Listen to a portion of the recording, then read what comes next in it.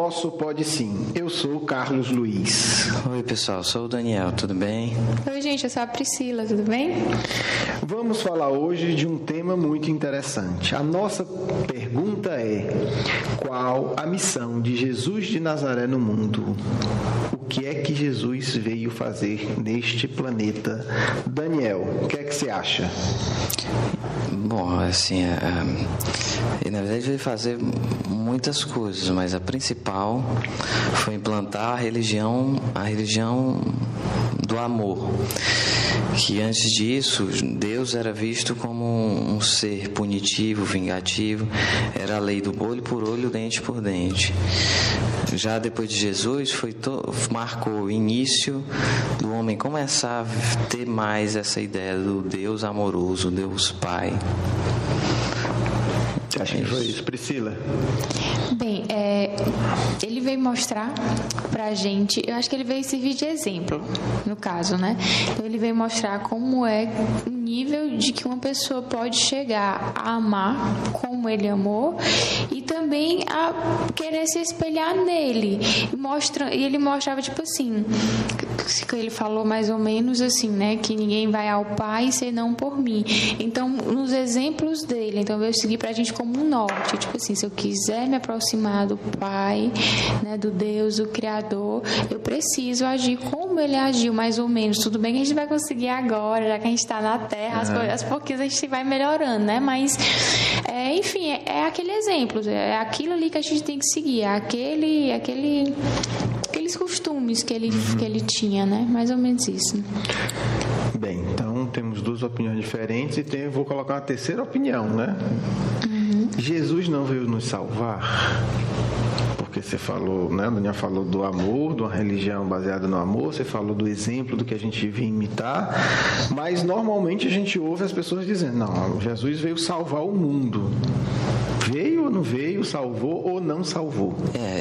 Essa história de que Jesus veio salvar o mundo é a mesma de que Jesus veio nos tirar o nosso pecado, veio nos salvar dos nossos pecados. Eu acho que é uma visão assim, não imediatista. Não foi Jesus veio, morreu na cruz e salvou o mundo dos pecados. E podia ser uma coisa até considerada desonesta, né? Porque se ele veio pegar nossos pecados, se os pecados são nossos, né? A apropriação da propriedade dos outros, né? Apropriação indébita, né? Quer dizer, ele veio tomar o que era nosso, não pode, né? Uma pessoa ia gostar, né? Que ia tomar. Não, mas não pode, né? Se os pecados são meus, como é que a gente chega e toma e leva, assim? Eu deixava. Você deixava de levar, né? Você é desprendido, é diferente. Você já evoluiu ao ponto de se desprender, né? Mas continue, sim. Aí tem essa visão. Enfim, é uma visão, ela não é uma verdade absoluta. Ela é meio relativa, porque você precisa ver que essa salvação se estendeu, se estende ao longo do tempo. O que ele salvou foi não as pessoas, salvou foi a cultura da terra. Foi as pessoas iam ter a possibilidade de ser salvas a longo prazo. Mas como é também? Ele salvou a cultura, eu gostei dessa frase. Mas como é que as pessoas vão ter a possibilidade de ser salvas? Como é que é essa salvação, na sua visão? Pronto, porque por causa do exemplo dele, as pessoas vão ver que o caminho para se chegar à felicidade é através do exemplo dele. Ele mostrou como é que se chega. Antes a gente não tinha uma referência. Se antes você não tem referência, como é que você ia se salvar? Então, na verdade, ele não salvou, ele mostrou como é que a salvação. Como é que se salvava, né? Como é que se salvava para a terra. Então, a salvação é desse. Mas assim, eu concordo com você que ele foi a maior referência, mas na referência a gente já tinha, né? Algumas. Claro. Os judeus tinham Moisés, tinham os profetas. Existiam referências tinham Sócrates, excelentes como Buda, por exemplo. Buda. Buda é um exemplo excelente de salvação. Mas se você observar bem o aspecto pai amoroso, exatamente, é isso aí. Ainda não tinha sido trazido. Ninguém tinha ensinado que Deus era um pai amoroso, né? Não, sempre tinha mostrado os vários aspectos de Deus. Tinha, na religião hinduísta, tinha sim o aspecto já mais amoroso. Agora não de uma forma tão central como foi mostrada no cristianismo. O cristianismo, a base do cristianismo é exatamente esse Deus amoroso, que é daí que nasce a caridade, né? Se o Deus é amoroso, então nós também temos que ser caridosos com os irmãos. Excelente, eu acho que isso muda muito, né? Porque dá essa proximidade a Deus, porque pegando o povo judeu, né, onde Jesus nasceu, todo o Antigo Testamento, né, com profetas que são médiuns maravilhosos, havia muita orientação, mas Deus era sempre colocado um pouco mais, um pouco menos, como aquele ser violento, agressivo, que castigava, né, que devia ser temido.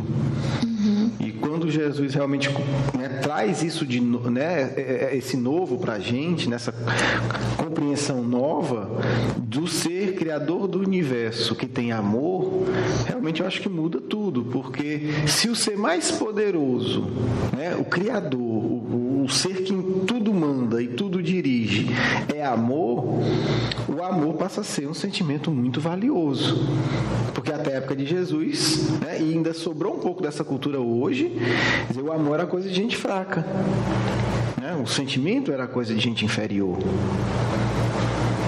Mas se Deus é amor, né, como é que a gente vai dizer que o amor é algo menor? E acho que uma outra consequência de a gente compreender que Deus é amor é que nós somos irmãos, né? O Criador, né, criou todos, né? Todos somos criados por Deus, um Deus único, então somos todos irmãos. Isso para a época, né, talvez tenha sido um dos motivos da crucificação do Cristo. Os judeus não aceitavam, os judeus aceitavam o Deus único, mas eles eram a raça escolhida. O privilégio. Os romanos não entrava isso na cabeça dele nem sob tortura. Como é que eu, romano, cidadão romano, senador, de família nobre e poderosa, sou igual a esse bárbaro escravo? Então, nesse sentido também foi uma revolução cultural. Agora a questão é a seguinte, vamos lá. Do ponto de vista espírita, a gente falou dessa compreensão do Cristo como uma figura singular da história, que veio trazer, se a gente quiser usar o termo salvação, no sentido do exemplo, do modelo, de nos ensinar que Deus é único e que somos irmãos, portanto somos iguais perante Deus. A lei de fraternidade em relação a todos, judeus, não judeus, brasileiros, alemães, chineses, todos somos filhos de Deus. Agora, do ponto de vista espírita, a questão é a seguinte: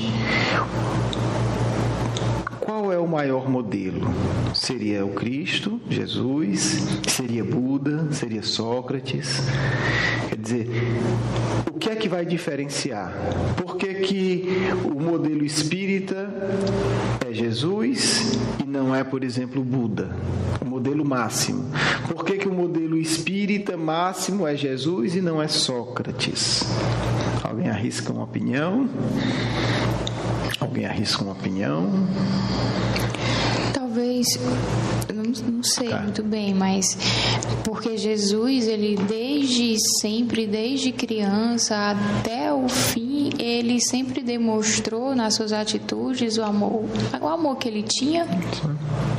Porque aí a gente volta para a escala espírita. Na escala evolutiva, né, o comportamento do Cristo é o que mostra que ele é o espírito de maior elevação. Por exemplo, sem desmerecer a grandiosidade dos outros, mas no caso, por exemplo, do Buda, né, do príncipe Siddhartha, ele ainda teve que passar por um processo de aprendizado maior. Quer dizer, ele teve que ter abundância, depois para ter contato com a miséria, para ter ainda um choque de realidade, né? Certamente um espírito muito evoluído, e com esse choque ele pôde ter uma compreensão muito mais profunda. Mas ainda precisou disso, né? A gente vê no Cristo já uma compreensão plena, porque ele já teve isso no passado. Então a gente começa a distinguir a percepção do Cristo, ela está muito acima da percepção de toda a cultura dele e de todas as limitações humanas. Vou ler aqui um trecho, né, a questão 625 do Livro dos Espíritos, onde Kardec faz justamente essa questão, né? Porque Kardec valoriza muito, por exemplo, Sócrates, né? Coloca inclusive como um precursor do cristianismo, porque algumas coisas que o Cristo veio ensinar, ele já tinha ensinado, de forma limitada, mas ainda assim mostra um grande avanço em relação a todos nós. E aí Kardec pergunta, qual o tipo mais perfeito que Deus ofereceu ao homem para lhe servir de guia e de modelo? A resposta dos Espíritos é 2 linhas, né? Vede Jesus. Mas aí Kardec, no seu trabalho de codificador estudioso, vai comentar isso, né? Por que que eles falaram, né, que os Espíritos foram unânimes em apontar o Cristo como, né, o modelo mais perfeito que Deus encaminhou para o mundo? Jesus é para o homem o tipo de perfeição moral a que pode aspirar a humanidade na Terra. Então a gente não vê nenhum fanatismo aí de Kardec, né? É o modelo mais perfeito para a Terra. Deus nulo oferece como o mais perfeito modelo e a doutrina que ele ensinou é a mais pura expressão de sua lei, porque ele estava animado do Espírito Divino e foi o ser mais puro que já apareceu na Terra. Se algum dos que pretenderam instruir os homens na lei de Deus algumas vezes os desviavam por falsos princípios, foi por se deixarem dominar por sentimentos demasiados terrenos e por terem confundido as leis que regem as condições da vida da alma com as que rege a vida do corpo. Muitos deles misturam o que é a cultura humana, o que é os valores humanos, o que são os valores de Deus. Muitos deles apresentaram como leis divinas o que era apenas leis humanas. A gente vê isso com todo respeito em Moisés. Moisés é uma mistura de ensinar o que é de fato lei espiritual, lei de Deus, o que é o costume do povo. Só que tudo ele botava, né, na conta da lei divina. Tal alimentação está proibida. Porque teve uma seca, porque estava tendo doença naquele animal e tal, e aquilo vira lei divina. Se você observar, os próprios 10 mandamentos têm essa mistura. Os 2 primeiros mandamentos, amar a Deus sobre todas as coisas e ao próximo como a ti mesmo, primeiro e o segundo. Já um lá na frente, não roubarás. Já estava colocando um pouco do costume. Isso, já nessa transição. Mas talvez um outro que seja mais humano ainda, aí a gente vê até a gente vê o preconceito da cultura. Né? É aquele, não cobiçarás, né, a mulher, o asno e a casa do teu próximo. Quer dizer, é bem machista, né? Quer dizer, coloca a mulher num conjunto de propriedades do homem. E que o outro homem não pode cobiçar. Quer dizer, então, aí a gente vê a marca da humanidade. Para a época era algo avançado, né? Então é valioso. Mas quando a gente compara com Cristo, a gente vê o quanto o Cristo é maior ainda. E Moisés foi o grande legislador do povo judeu, dos judeus, né? Então, essa mistura. E nós não vemos essa mistura no Cristo. Por exemplo, em relação à própria mulher. Quer dizer, era um choque brutal, inclusive para muitos discípulos do Cristo, a maneira como o Cristo tratava as mulheres. O homem não podia sequer falar com a mulher na rua. A mulher não podia sair desacompanhada. Isso aqui até há pouco tempo atrás, na nossa cultura, ainda não teve resquício. A mulher era um objeto do homem. A mulher não tinha um status de cidadã. A mulher estava como uma propriedade do homem. Quer dizer, um ser inferior. E as crianças também eram seres inferiores. Aí vamos observar como o Cristo trata as mulheres. Quer dizer, ele rompe com todos esses preconceitos. Quando ele dialoga com a mulher no poço de Jacó, né, tem essa passagem no Evangelho, quer dizer, a mulher está lá tirando água e Jesus chega e começa a conversar com ela. A mulher se espanta, mas como é que pode? Primeiro, tinha a barreira da briga social, porque Jesus era nazareno, ela era samaritana. Um povo não podia falar com o outro. A mulher já se espanta. Depois, ele era homem, ele não podia conversar com a mulher. Então, tudo isso é rompido com um gesto muito simples, mas é uma prova da compreensão do Cristo. Quer dizer, ele estava acima dos costumes sociais, acima das leis sociais, porque ele estava vinculado à lei de Deus. E pela lei de Deus todos somos irmãos, somos espíritos. Que é a lei do amor. E a lei do amor. E ele começa a conversar com ela.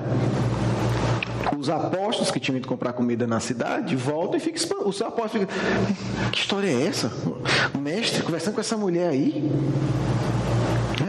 Que coisa estranha. E aí, na psicografia do Chico Xavier, Humberto de Campos ainda comenta que as pessoas começaram a maldar.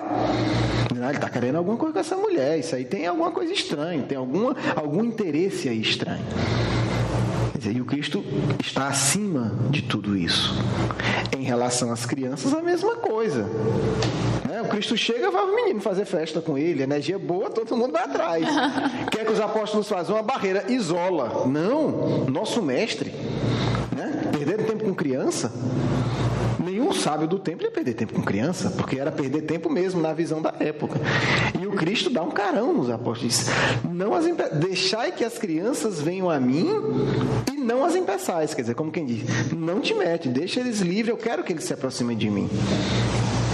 E aí, nos relatos espirituais da Ivone Pereira, no Memórias de um Suicida, a gente vê um espírito belíssimo que diz que tem essa lembrança, ele criança e Jesus acariciando a cabeça dele. E ele é um espírito que está ajudando lá, os que suicidaram. Exatamente. E tal, Já é um espírito muito evoluído, ajudando eles, falando de Jesus para eles, contando as histórias e mostrando as histórias que ele viveu. Vale a pena conferir, um dia a gente fala sobre Memórias de um Suicida, é um livro belíssimo. Então, o que a gente vê que Jesus fez prova que ele agia segundo a inspiração da lei de Deus e não segundo os costumes humanos. Os outros foram grandes, mas sempre misturavam a lei de Deus com os costumes humanos. E aí a gente vê que Kardec acertadamente comenta, e os espíritos sem nenhuma dúvida colocam sem equívoco, Jesus como um modelo maior, porque ele foi capaz de estar acima dos preconceitos, dos interesses sociais, das paixões, das opiniões mais limitadas. Por quê? Porque ele estava em contato direto com Deus. E aí, a visão dele estava acima de tudo isso. Por isso que Jesus nunca fundou nenhuma religião. Curioso a gente pensar isso. Quer dizer, historicamente, não há nada na postura do Cristo de ter fundado nenhuma religião.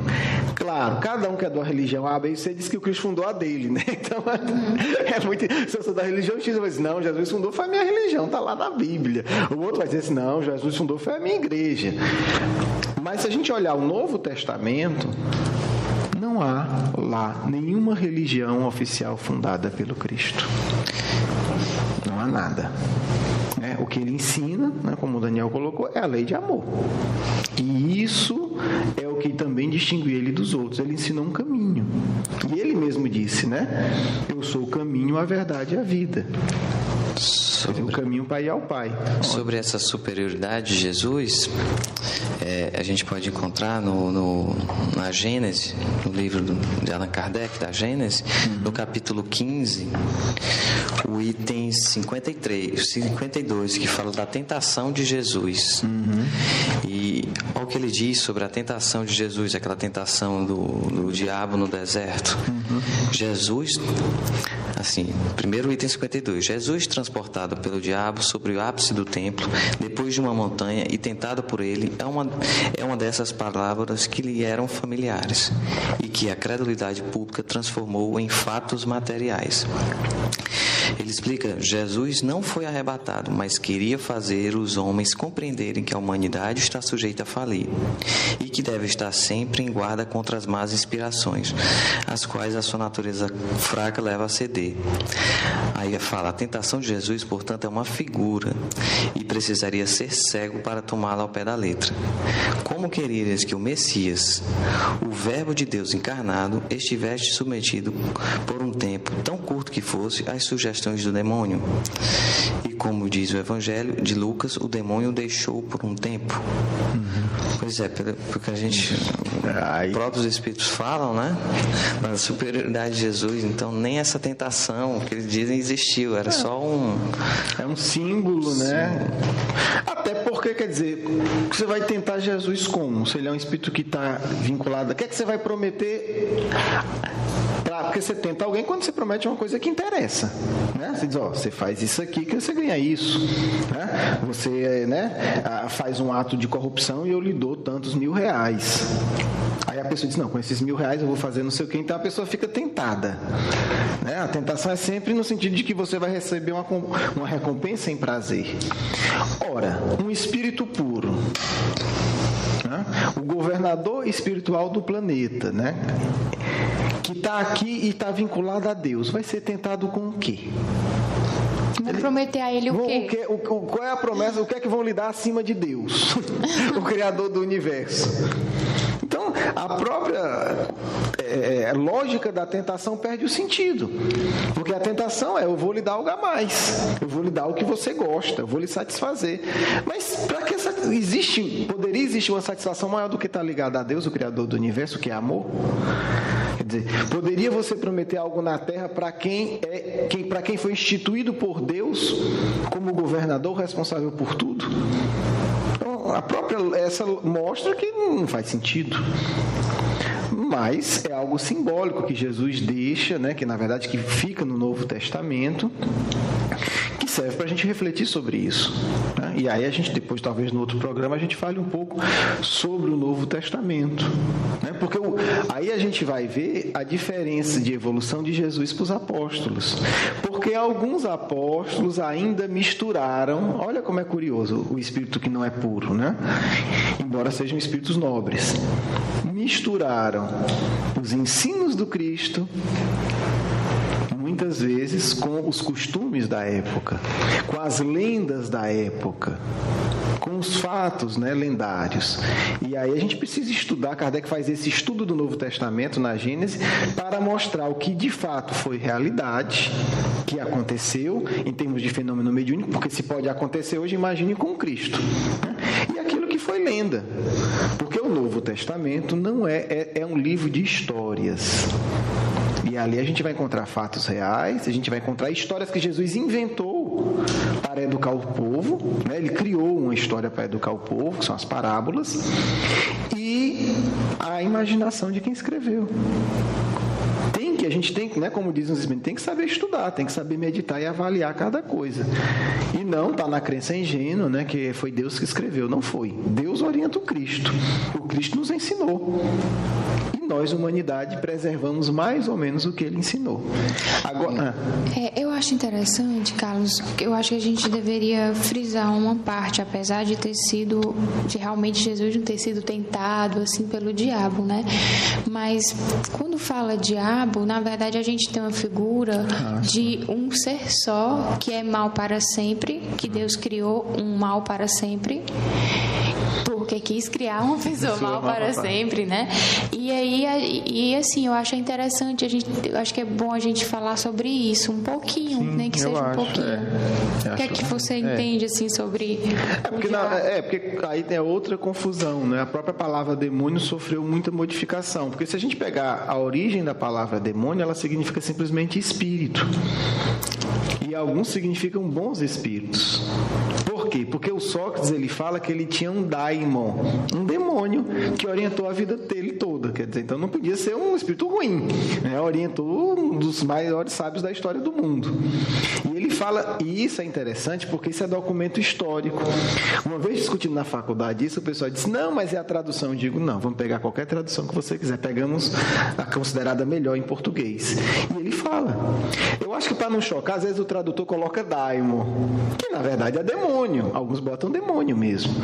Porque na época de Sócrates, demônio era usado, podia ser usado, era espírito. Podia ser espírito bom, espírito mau. Mas enfim, aí a gente já vai começar, então a própria palavra demônio começou a ser distorcida e virou, não virou só espírito ruim, virou o espírito ruim, né? Aí é outra lenda, que Jesus nunca falou isso, que Deus teria criado um espírito do mal, né, que seria o demônio, eternamente voltado do mal para perturbar todos os seus filhos. Aí imagina que criação interessante, um pai chega e diz, não, eu vou criar aqui um ser, né? Vou inventar aqui um ser, uma máquina, e ele vai ficar torturando meu filho todo dia. Deus me livre, você ia... Eternamente. Ninguém ia querer ser o filho do mal, né? E assim, e se isso fosse, coitado do demônio, né? Porque se ele foi criado para ser eternamente do mal, ele não tem chance, vai sofrer sempre. Realmente. Então, segundo o Espiritismo e segundo o cristianismo de Jesus, não existe esse demônio voltado eternamente para o mal. O que existe são espíritos atrasados, que estão momentaneamente no mal. Por revolta, por ingratidão, por não saber lidar com as suas dores. E que todos esses espíritos evoluirão e chegarão a ser espíritos tão evoluídos quanto o próprio Cristo. Graças a Deus, né? Quer dizer, todos chegaremos ao patamar de ser igual ao Cristo. Pode ser que demore um pouquinho, alguns bilhões de anos a mais, alguns bilhões de anos a menos, mas a gente chega lá, né? Isso depende da gente, depende da gente, né? Queimar alguns bilhões na etapa evolutiva. A gente querer se melhorar. Por conta da boa vontade, né? Então, é uma questão interessante que é importante esclarecer. Agora, a pergunta é a seguinte... Pegando o que o Daniel falou no começo, quer dizer, ele colocou que um dos pontos centrais da missão do Cristo era nos aproximar de Deus, né? Ensinar que Deus é amor e criar essa proximidade. Eu queria que cada um de vocês falasse ou uma passagem do Novo Testamento que gosta muito, ou, principalmente, como é que é essa relação de vocês com Jesus? Vocês conversam com ele, bate papo, toma café junto, conta história engraçada.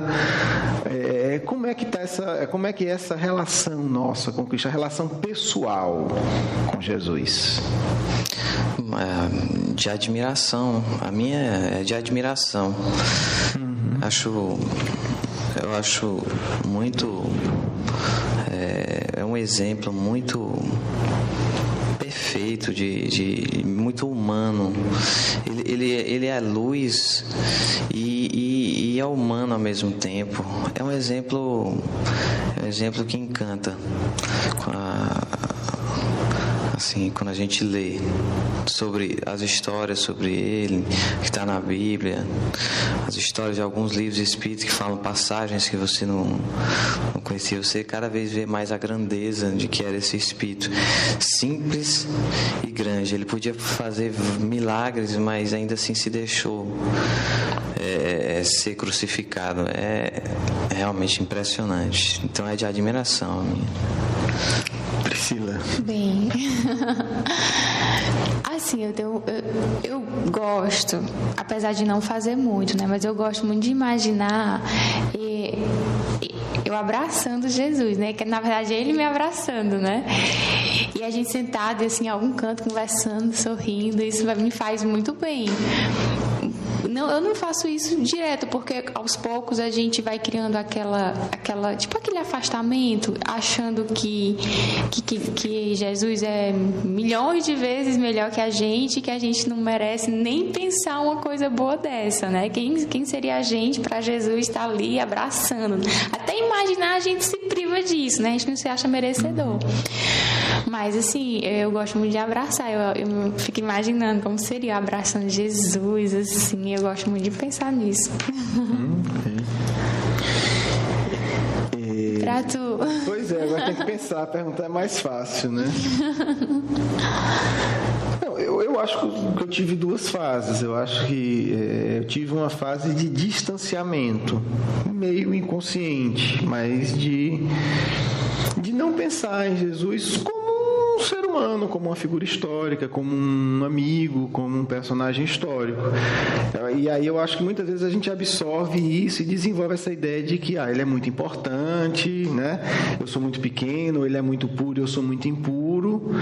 E isso vai lhe distanciando, quer dizer, mesmo orando, mesmo no dia a dia tentando se melhorar, às vezes essa relação fica distante. Então acho que eu tive uma fase assim, né?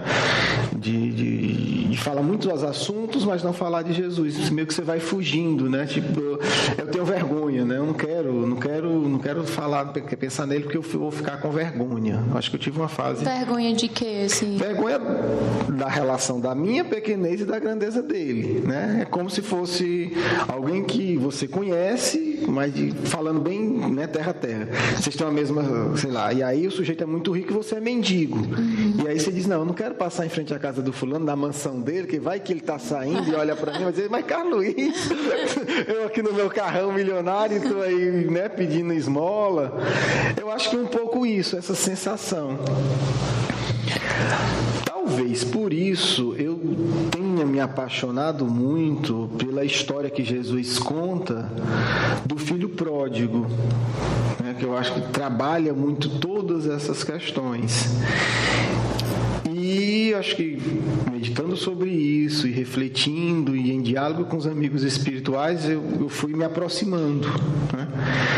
Eu acho que hoje a minha relação é de amigo, assim, eu consigo imaginar Jesus, consigo mentalizar, consigo sintonizar com Ele. E aí é importante explicar isso, quer dizer, eu sintonizar com Ele não quer dizer que eu vou sintonizar e vou psicografar a mensagem dele, mas que emocionalmente eu me permito buscá-lo, né? Porque a busca por um espírito superior é uma busca emocional. É você dizer, eu quero me vincular ao Cristo, eu quero me vincular a essas energias poderosas e boas, eu quero me vincular a essa luz. Então eu acho que é um exercício que eu passo a passo faço cada vez mais, né? Como se você fosse dando um passinho de cada vez, né? Porque a transformação emocional e evolutiva nunca é instantânea, né? Ah, mudou tudo, não. Mudou, mas continua, né? Muda um aspecto e outros continuam.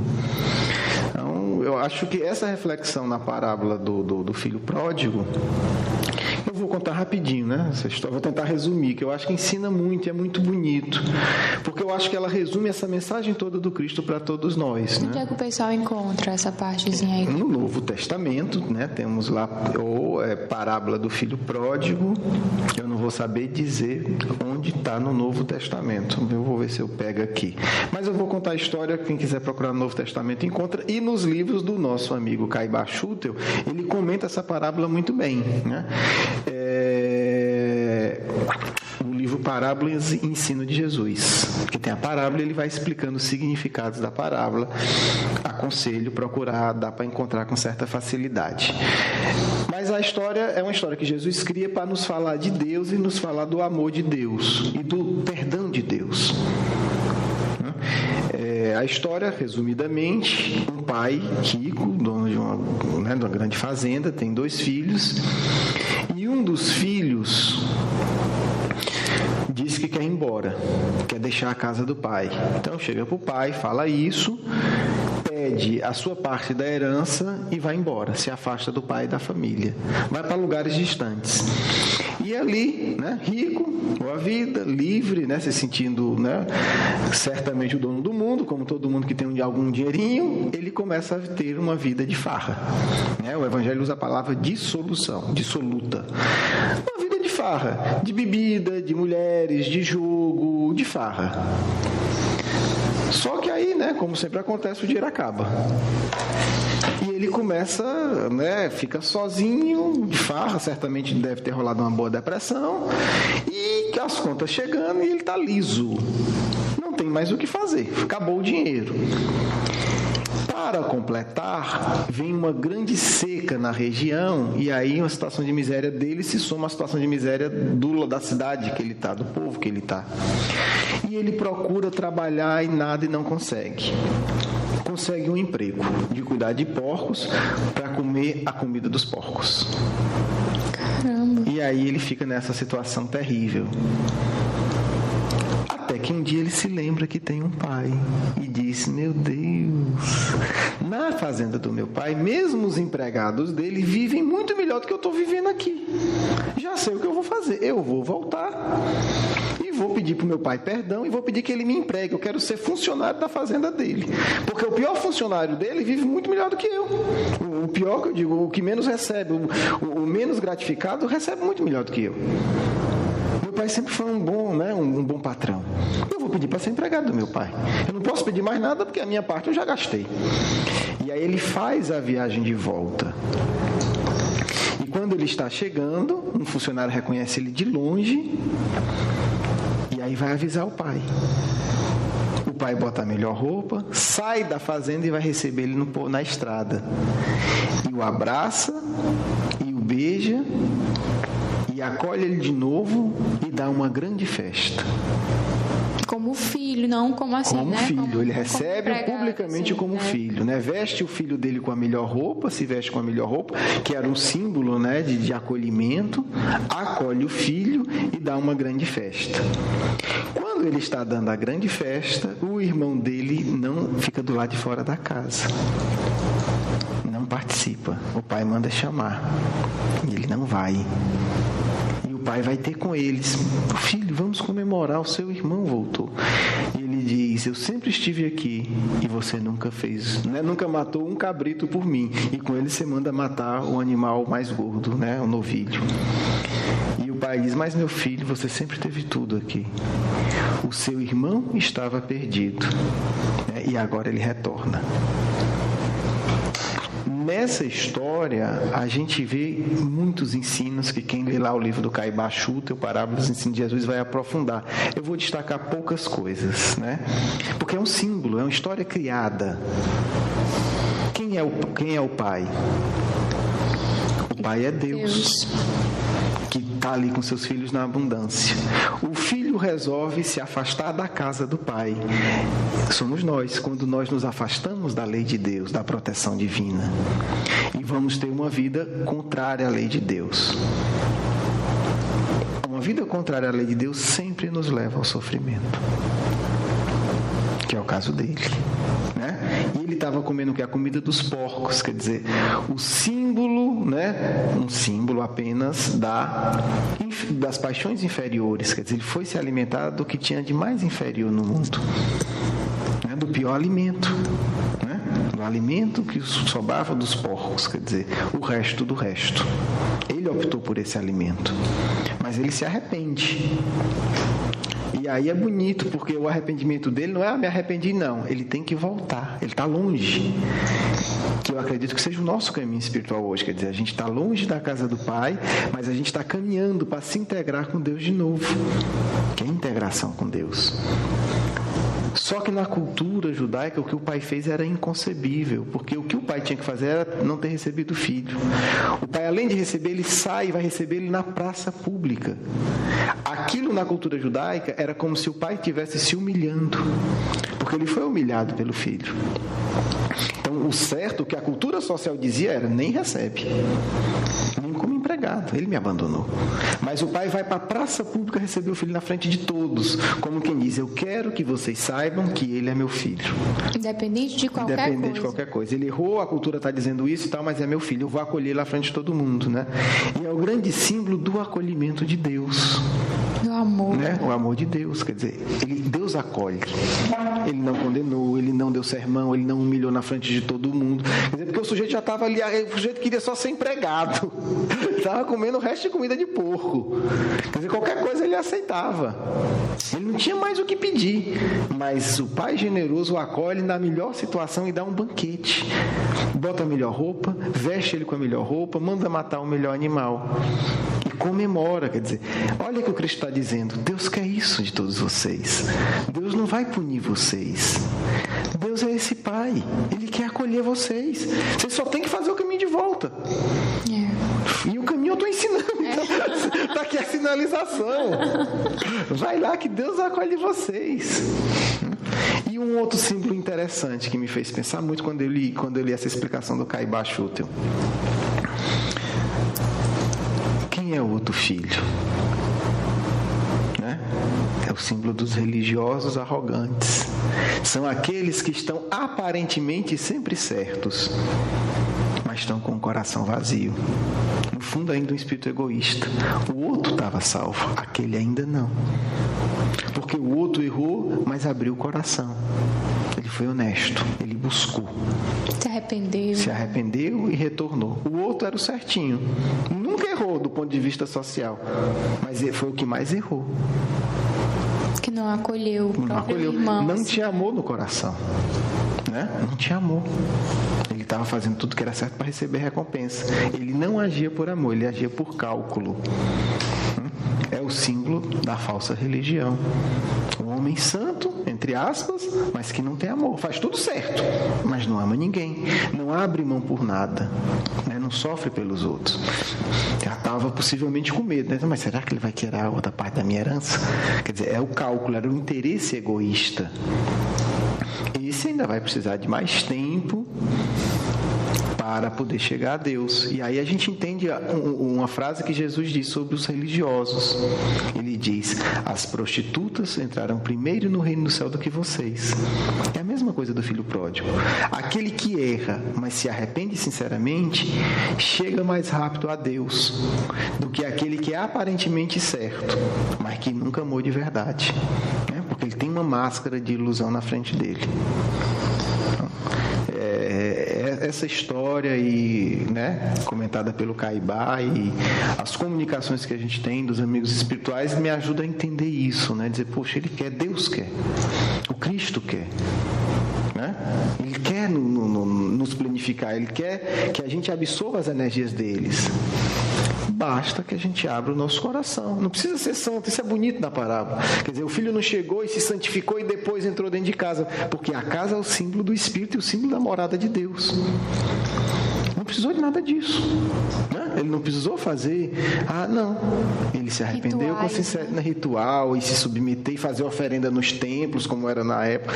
Não, ele simplesmente se arrependeu e foi em direção a Deus. Que é o que importa, de verdade. E foi, você exatamente. Se arrepender e amar, né? E segundo Cristo, Deus o acolheu plenamente. Não teve exigência. Você vai entrar em casa, mas você vai ter que fazer isso, vai ter que... Não. Ele acolheu. E aí sempre é uma frase muito bonita que o Cristo coloca em várias situações, né? E aí ele vai dizer que há muito mais alegria pela redenção de um pecador do que você vê 99 justos que já não precisam de redenção. Quer dizer, os céus se alegram muito mais, porque é um a mais que agora vai ter a felicidade, né, que naquele momento conquistou. E aí o Cristo diz, né, é forte, é bonito, ele diz: o bom pastor, ele deixa 99 ovelhas para cuidar daquela que se perdeu. Quer dizer, o carinho especial do Cristo por todos nós, no fundo, né, humanidade, espíritos, né, ainda perdidos. Talvez ele olhe mais pra gente do que pros anjos que trabalham com ele. Verdade. Porque os anjos não precisam, né? Não precisa desse carinho todo, desse cuidado todo. Claro que ele os ama, né? Mas assim, eles não precisam tanto. Tanto auxílio. Não, talvez, os espíritos puros, iluminados, não precisam tanto. Não precisam. Essa é a verdade. Nós precisamos muito mais. Então, talvez ele olhe até com mais carinho pra gente do que pros anjos, né? Nesse sentido. Bem, eu encerro por aqui, né? O Daniel quer falar mais alguma coisa? Um despedida pessoal? Para a gente passar para a nossa segunda etapa? Não, vamos passar para a próxima etapa. Priscila? Não, é só desejar uma boa semana para vocês. Tudo de bom. Então vamos agora para a segunda parte do programa, né? Que é o comentário dos nossos amigos espirituais. Vamos fazer o Evangelho, né, que é o momento já que a gente vai se concentrando.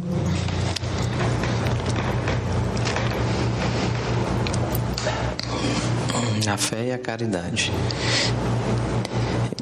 Disse-vos, não há muito, meus caros filhos, que a caridade sem a fé não basta para manter entre os homens uma ordem social capaz de os tornar felizes.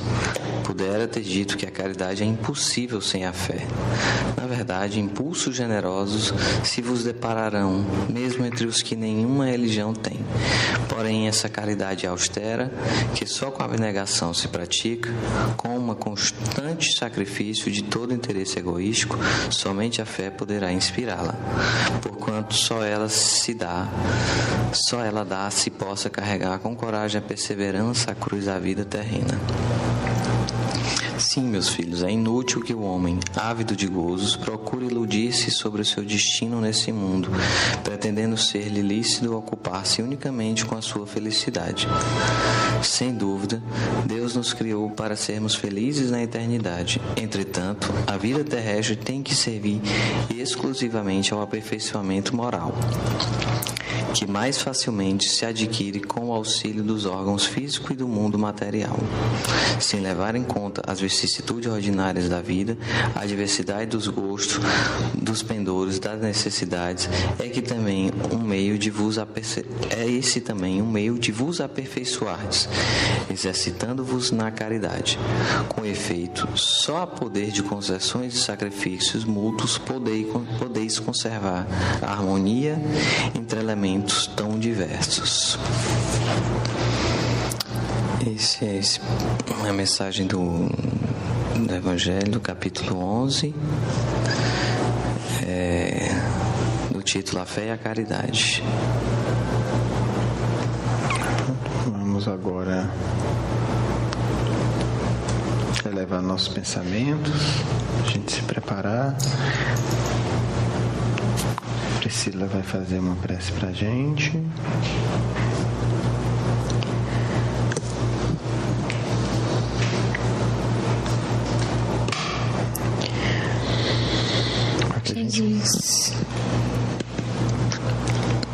Jesus amado, obrigada pelo seu amor, pelo cuidado que você tem conosco,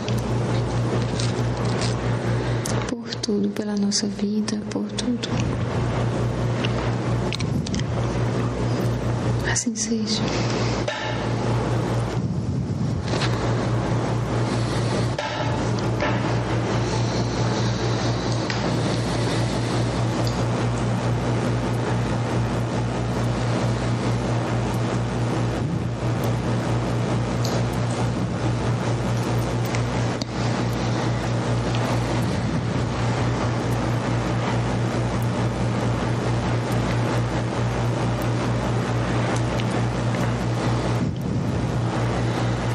Paz e alegria em vossos corações, meus amigos amados. Assim seja. Falemos de Jesus, nosso Mestre tão sublime e tão incompreendido no mundo.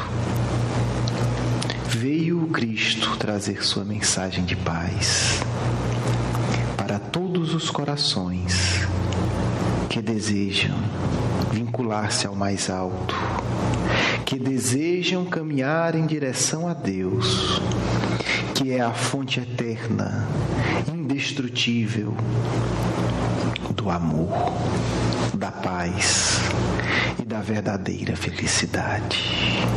Jesus, ó amigo divino, pedimos sempre o teu amparo. Ele nunca nos faltou. Muitos se distanciam do Mestre por temer a sua pureza. Não temam, amigos. Jesus deseja tocar os vossos corações. Somente quando o indivíduo reconhece a sua pequenez e a grandeza maravilhosa do Mestre, tendo a humildade de pedir-lhe luz e amor, irá crescer verdadeiramente. Jesus nunca humilhou a criatura humana por causa de sua inferioridade. O Mestre nunca menosprezou os pequeninos, nunca maltratou os fracos, e sempre se apiedou dos poderosos, que frequentemente são os mais necessitados. Nosso Mestre, caros amigos, amou os doentes, beijou e abraçou os leprosos, se divertiu com as crianças em seus jogos simples e alegres. O nosso Mestre, caros amigos, teve a coragem de servir ao Pai em todas as ocasiões. Nosso Mestre nunca fez acordos para ser aplaudido ou para ter o falso amor social. O nosso Mestre, meus amigos, viveu momentos de profunda solidão. Mas como poderia os homens entender aquele que só tinha amor para dar? Muitas vezes, nosso Mestre chorou. chorou apiedado da miséria dos homens. Como os homens se iludiam em sua época e se iludem hoje. Por meia dúzia de moedas de ouro ou por meia dúzia de palácios. Eles se afastavam de Deus para ter prazeres tão imediatos e para colher amarguras tão longas.